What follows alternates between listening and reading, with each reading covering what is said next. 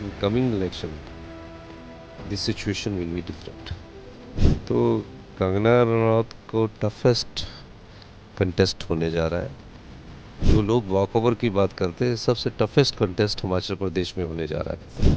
राजनीतिक दृष्टि से वो 5 साल बाद अपने मत का प्रयोग करते हैं, सरकारें बदल देते हैं। कांग्रेस पार्टी हर चुनाव को लड़ाई की तरह न लड़कर युद्ध की तरह लड़ती है। The election season has begun and political parties are campaigning in full swing. Today we are joined by a special person for a special election broadcast. We are joined by Himachal Pradesh CM Sukhwinder Singh Sukhu, who is also 3 times MLA and has also been NSUI and youth leader of Congress as well. Thank you, Mr. Sukhu, today for speaking to us. My first question to you: in past 1 month, Himachal Pradesh has seen lot of political turmoil, and also Himachal Pradesh has been the center of the news point from past 1 month. How do you see Himachal Pradesh election this time? Is it going to be different than 2019? देखिए, एक बात मैं आपको बताना चाहता हूँ। After this political turmoil we have seen lot of resentment in the public. Himachal जो है वो देवी देवताओं की भूमि है। इस प्रकार के खरीदो फरोख्त पसंद नहीं करते वहाँ के लोग। राजनीतिक दृष्टि से वो 5 साल बाद अपने मत का प्रयोग करते हैं, सरकारें बदल देते हैं। लेकिन अभी हमारी सरकार को 15 महीने हुए थे एंड क्रॉस वोटिंग हुई राज्यसभा में। Leading lawyer of the country mister Manoj Singhvi को पार्टी जी ने टिकट दिया। कुछ थोड़ी बहुत जजमेंट थी, लेकिन इतनी ज़्यादा क्रॉस वोटिंग हमारे 6 कांग्रेस के एमएलए कर जाएंगे, कहीं ना कहीं हमारी भी गलती रही है कैलकुलेशंस में।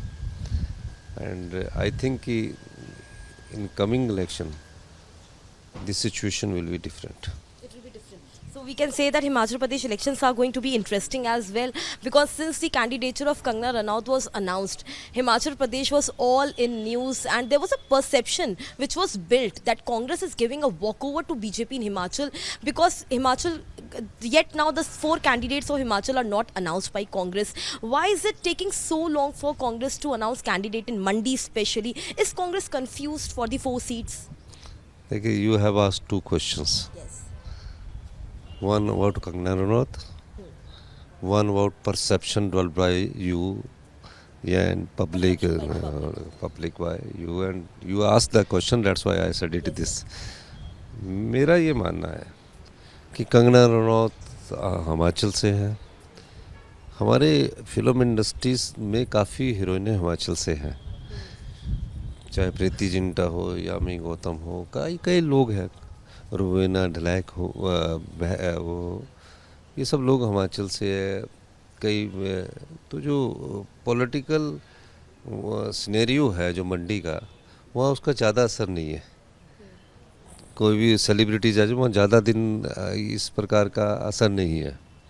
तो कंगना रनौत को टफेस्ट कंटेस्ट होने जा रहा है, और वो उनका जितना मुश्किल होगा, मैं ये कह सकता हूँ। दूसरा, लास्ट फेज में हमारा इलेक्शन है 1 जून को। 2 महीने आप अगर कंपेन करते हैं, सस्टेन भी करना पड़ता है। तो ये कैंडिडेट तो उनको डिक्लेयर करने की ज़रूरत है जिनको अपनी पहचान बनानी है। हमारे पास तो ऐसे पहचान वाले युवा उम्मीदवार हैं, जो अभी जब टिकट डिक्लेयर होगा तो आप पाओगे कि जो लोग वॉकओवर की बात करते हैं, सबसे टफेस्ट कंटेस्ट हिमाचल प्रदेश में होने जा रहा है। So, Mr. Sukhu, now you are indirectly also hinting towards the name which is already contested. They could only be given the chance once again in 2024, because there was a name of Raizada, there was a name of Pyari. These were the name, and there was also name of in fact Pratibha Singh to contest from Mandi. So you are hinting that only Congress is going to stick with the older names only. देखिए, ये तो जिस दिन ticket declare होंगे उसी दिन बता पाऊँगा, लेकिन ये निश्चित है कि कांग्रेस पार्टी हर चुनाव को लड़ाई की तरह ना लड़कर युद्ध की तरह लड़ती है। क्योंकि मैं खुद संगठन से उठकर आया हूँ, तो इसलिए मुझे पता है कि इस समय टिकट किस समय डिक्लेयर करना है। ये ठीक है कि कई प्रकार के नाम टिकट के लिए एप्लीकेशन अप्लाई करते हैं, तो उसका ये मतलब नहीं कि उनको टिकट मिल रहा है। उसका मतलब है कि उनके राइट है, वो अपने सोचते हैं कि हमें अगर पार्टी टिकट देगी तो हम सीट निकाल सकते हैं। लेकिन ये सब कैलकुलेशन कम्बिनेशन फॉर्मेशंस वगैरह सबको साथ लेकर करने के बाद ही हमारे टिकट की घोषणा होती है। हमारी कल चर्चा हुई है, चर्चा के बाद मैंने बोला अभी मुझे थोड़ा और समय चाहिए। आपके अनुसार सबसे टफेस्ट और सबसे इंटरेस्टिंग हिमाचल में कौन सी सीट का चुनाव होने वाला है? सारी सीटें टफेस्ट होती है इलेक्शन में। वोटर्स का थोड़ी पता, इलेक्ट्रोल्स वी डोंट नो कि किसको वोट डाल देगा। इलेक्शन वोटिंग डेज वाले का दिन का होता है। कन्वर्ट किस तरफ को करता है, किस तरफ की परसेप्शन डेवलप होती है, इसलिए हम तो सारी सीटों को टफ मान के चलते हैं। और मेरा मानना है कि हम जो भी चुनाव के उस समय के मुद्दे होंगे उसके अनुसार लोग अपना वोट को डालेंगे। लेकिन एक मुद्दा निश्चित तौर पर होगा, आप भी पता करना फील्ड में जाकर, कि जो ये क्रॉस वोटिंग हुई है, जो हॉर्स ट्रेडिंग हुई है, इसको लोगों ने सही नहीं माना है। आपने एक एलिगेशन भी लगाया अभी कि जितने भी रिबल एमएलएज हैं उन्होंने बीजेपी से 15 करोड़ हर किसी ने लिए। तो इसका अगर इस बात में सच्चाई है, अगर आपके एलिगेशन में सच्चाई है, तो अब तक कोई एफआईआर क्यों नहीं रजिस्टर हुई मिस्टर सुक्खू? एविडेंस क्या है? जांच इसमें पड़ताल क्यों नहीं शुरू की गई? क्योंकि एलिगेशन आपके द्वारा ही सीधे तौर पर लगाया गया है। तो ये आपको अधूरी जानकारी है। आप पूरी जानकारी दे दीजिए। पूरी अधूरी जानकारी। एफआईआर दर्ज हो चुकी है और एफआईआर में उन्होंने इंटरिम बेल ली है और उसके आधार पर हम आगे बढ़ रहे हैं। और वो जो है आके वो कोऑपरेट कर रहे हैं। तो जो होगा वो आपके सामने आने वाले समय में, जब ऐसी बातें होती है तो उसको थोड़ा सा सीक्रेट लेके कि क्या जांच चल रही है उसमें उसको रखना पड़ता है। लेकिन जांच, बतौर मुख्यमंत्री आपने जांच इनिशिएट कर दी है, ये हम कह सकते हैं? देखिए, खरीदो फरोख्त हुई है। किसी को क्या लगा 15 महीने में सारे काम आ रहे थे? एक दो की इच्छा चलो मंत्रिमंडल की हो सकती है, बाकियों की क्या इच्छा थी? ऐसे तो नहीं क्रॉस वोटिंग हो सकती। तो क्रॉस वोटिंग का कोई, हॉर्स ट्रेडिंग का कोई, ये हिमाचल प्रदेश ही थोड़ी उदाहरण है। तो ये चीज़ें समझने की है। और जब एफआईआर दर्ज हुई है, इन्वेस्टिगेशन होगी, अब तो चलो वो डिस्क्वालीफाई हो गए हैं, इलेक्शन लड़ रहे हैं। उससे ज़्यादा हमें तो जनता को, उन्हें इस विधानसभा में बाहर का रास्ता दिखाएगी। ये आप मुझसे 4 जून को मिलकर पूछना और मैं आपको बताऊंगा। एक और बात, आपके जितने एलिगेशंस आपने लेवल किए थे रिबल एमएलएज पर, उस पर जयराम ठाकुर का भी ये बयान आया कि मुख्यमंत्री सुक्खू को अपनी कुर्सी का, अपने पद का ध्यान रखना चाहिए, उनको इस तरह की बातें नहीं करनी चाहिए, कोई रिश्वत नहीं ली गई, कोई ब्राइब नहीं ली गई। यहाँ तक कि रिबल एमएलएज ने डिफेमेशन नोटिस भी मूव किया है आपके अगेंस्ट। आप इस पूरे प्रकरण पर क्या कहना चाहेंगे? देखिए, वो तो करे, जो सत्य है उसकी जीत होगी। उनके जयराम ठाकुर जी को ही सत्य कुर्सी की इतनी ज़्यादा भूख है, वो तो कहेंगे ही। लेकिन जो सच्चाई है उसको तो आपको मानना पड़ेगा ना। सच्चाई को तो जानना ही पड़ेगा ना। सच बार बार झूठ से टकराता है, कई बार झूठ को सच का सामना करना पड़ता है, अंत में झूठ सच जीत सत्य की होती है। तो ओवरऑल जो हिमाचल में पॉलिटिकल टर्मोइल या पॉलिटिकल रिफ्ट जो देखने को वो नहीं, तो उसका असर विधानसभा में ज़्यादा पड़ेगा या फिर लोकसभा में ज़्यादा पड़ेगा? नहीं, विधानसभा में तो उसका असर पड़ेगा। विधानसभा, क्योंकि विधानसभा में जरूर पड़ेगा, लोग इसको पसंद नहीं करते। तो आप कह रहे हैं कि हिमाचल, चूँकि हिमाचल प्रदेश एक ईमानदार राज्य माना जाता है, वहाँ के लोग बहुत ऑनेस्ट माने जाते हैं, बहुत कम में सर्वाइवल का वहाँ का एक परसेप्शन है, इस वजह से आप कह रहे हैं कि वहाँ के लोग, इसका असर असेंबली पर ज़्यादा पड़ेगा, वहाँ पे हॉर्स ट्रेडिंग जैसी चीज़ों को ठीक नहीं माना जाता? बिल्कुल ठीक है। बाकी तो जो लोकसभा के चुनाव के अलग मुद्दे होंगे और विधानसभा के चुनाव के अलग मुद्दे होते हैं। इसीलिए बार बार शायद ये परसेप्शन भी है कि कांग्रेस बीजेपी को वॉक ओवर दे रही है, क्योंकि इसका असर असेंबली में ज़्यादा पड़ेगा। लोकसभा को लेकर के ये भी है कि बीजेपी का कंसंट्रेशन लोकसभा जीतने में ज़्यादा है और कांग्रेस का कंसंट्रेशन असेंबली इलेक्शन जीतने पर ज़्यादा। एक्चुअली वो तो होगा, लेकिन ऐसा नहीं कि वॉक ओवर होगा। टफ फाइट होगी लोकसभा में भी और विधानसभा में। एक और बात, आपने कई जगहों पर कहा कि कंगना रनौत हिमाचल की बेटी है। तो जब हिमाचल की बेटी के ऊपर आपके कोलीग्स द्वारा सेक्सिस्ट रिमार्क्स पोस्ट किए गए, सेक्सिस्ट स्टेटमेंट्स पास किए गए एक के बाद एक, बतौर ग्रासरूट लीडर, बतौर हिमाचल के नेता, आपको नहीं लगता कि पूरी कांग्रेस पार्टी को मिलकर के माफ़ी मांगनी चाहिए थी? देखिए, कंगना रनौत, जो भी पूरे हिमाचल में जो भी बेटियां हैं, सब जो भी कन्या पैदा होती सभी बेटियां हैं। हिंदुस्तान में भी जो कन्या पैदा होती सभी हमारी बेटियां ही होती है। और वो तो खुद ही उन्होंने अपने ट्वीट में कह दिया तो इसमें अगर कई बार ऐसी बात होती है, तो जब वो खुद जो ट्वीट करने वाले उन्होंने खुद ही अपनी बात को स्पष्टीकरण दे दिया, तो उसको उसमें ज़्यादा बात को बढ़ाने की ज़रूरत नहीं होनी चाहिए। ये कोई राजनीतिक मुद्दा नहीं है, ये शब्दावली का प्रयोग है। कई जगह कंगना जी भी ऐसी शब्दावली प्रयोग कर देंगे, फिर बाद में माफ़ी मांग लेते हैं ना, तो इसलिए ऐसी शब्दावली का प्रयोग नहीं होना चाहिए राजनीति। But this will be impact. But these remarks, these statements will have an impact in Lok Sabha elections. Will have an impact in Lok Sabha elections. No, ऐसी कोई बात नहीं है। पर इस प्रकार के वाद विवाद से हम लोगों को, राजनीतिक पार्टियों को भी हमको बचना चाहिए। आप मानते हैं कि ये बहुत ही लो रिमार्क था, ऐसा रिमार्क नहीं पास करना चाहिए किसी भी महिला पर? होगी बात, अब इस बात को आप ना बोले तो अच्छा ही रहेगा। एक और बात, आप खुद सुखुजी NSUI से आपने अपना पॉलिटिकल करियर शुरू किया, आप यूथ लीडर रहे, फिर आप स्टेट चीफ रहे। एक NSUI नेता से उठ कर CM मुख्यमंत्री तक का रास्ता जो राहें हैं वो आसान नहीं रही आपके लिए। ऐसे में जब आप ये देखते हैं आज के समय में कि जितने मास लीडर्स हैं वो कांग्रेस छोड़ करके बीजेपी जा रहे हैं, आप इस प्रकरण को किस तरह से देखते हैं? नहीं, ऐसी बात नहीं है। देखिए, हर एक पार्टी में समय के अनुसार ट्रांजिशन होता रहता है। कुछ लोग समय के अनुसार छोड़ कर जाते हैं, कुछ नए लोग अपनी उसी विचारधारा को आगे बढ़ाते हैं, और कुछ दूसरी पार्टियों से लोग आते हैं। डेमोक्रेसी इसी को कहते हैं। छोड़ना, आना जाना, ये सब लोकतंत्र की प्रक्रिया है, विचारों की स्वतंत्रता है, पार्टी चुनने का अधिकार इस संविधान ने दिया है, तो इसका कोई ज़्यादा असर नहीं होता।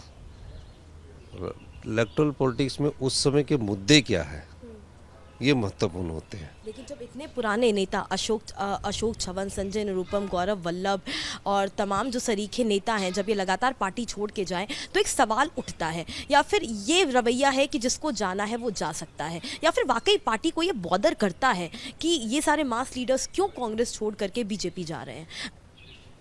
देखिए, मैं किसी पर टिप्पणी नहीं करना चाहता, ये ट्रांजिशन ही होती है। जब कहीं उस वहाँ के हालात क्या है, कौन सी परिस्थिति क्या है, किस प्रकार की परिस्थितियाँ पैदा उन जो लोग गए उनके पास पैदा की गई, तो ये सब दृष्टिकोण देखने वाला है। तो इस सब दृष्टिकोण के संदर्भ में भी हम बोल सकते हैं। तो ये कई लोग अभी हमारे हिमाचल प्रदेश में जो लोग छोड़ के गए, तो कई बीजेपी के लोग हमारे कांग्रेस में आना चाहते हैं, जो पिछली बार बीजेपी के टिकट्स पर चुनाव लड़े। तो हम उन परिस्थितियों को स्टडी कर रहे हैं कि क्या लेना है कि नहीं लेना है। तो ये परिस्थितियाँ हैं।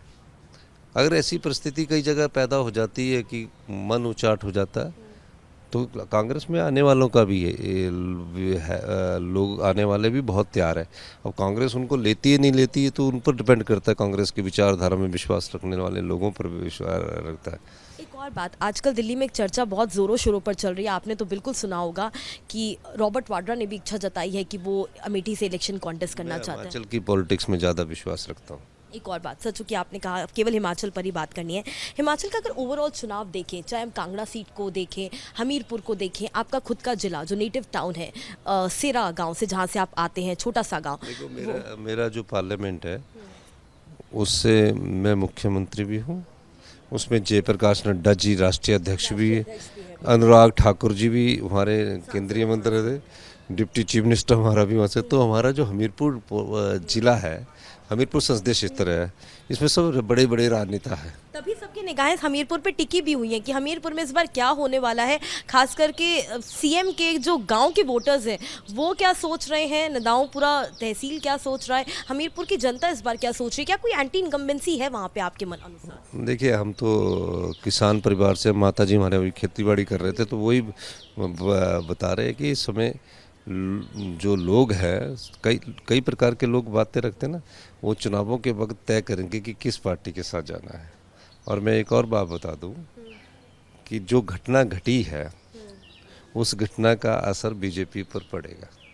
कांग्रेस पर ज़्यादा नहीं पड़ेगा, बीजेपी पर ज़्यादा पड़ेगा, यानी कि उनके अगेंस्ट में ज़्यादा लोग वहाँ के हैं। आप होंगे ना वहाँ, आप अभी जाके स्टडी भी करके आइए कौन किसकी फेवर में है। लेकिन आज भी बीजेपी बहुत ही ज़्यादा कॉन्फिडेंट है, खासकर अगर हम हर्ष महाजन की बात करें जिन्होंने राज्यसभा अभी जीती है वहाँ से, उनकी बात करें तो बीजेपी का समीकरण ये कहता है कि लोकसभा चुनाव के तुरंत बाद किसी भी वक्त वही स्थिति आएगी हिमाचल सरकार की जो कि आज से 1 महीना पहले थी। आपको ऐसा लगता है?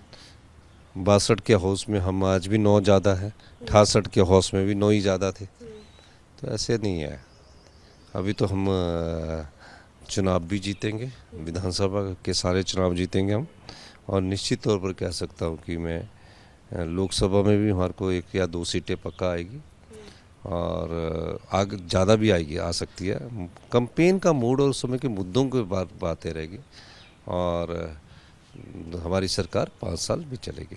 एक और बात, चूँकि हम हिमाचल की बात कर रहे हैं, उसकी पृष्ठभूमि की बात कर रहे हैं, जब राज्यसभा का चुनाव हुआ था उस वक्त जो रूल ऑफ बुक थी उसको माना गया था, जो ड्रॉ का नियम था उसको ही माना गया था। लेकिन अब वहाँ अभिषेक मनु सिंह भी पिटिशन मूव कर दिया उन्होंने कोर्ट में। उन्होंने कहा गलत तरीके से ये जो ड्रॉ का सिस्टम है ये गलत है। आप इसको पूरी तरह से किस तरह से देखते हैं? उस वक्त मान लिया कांग्रेस ने, लेकिन आज की तारीख में पिटिशन मूव कर दी है।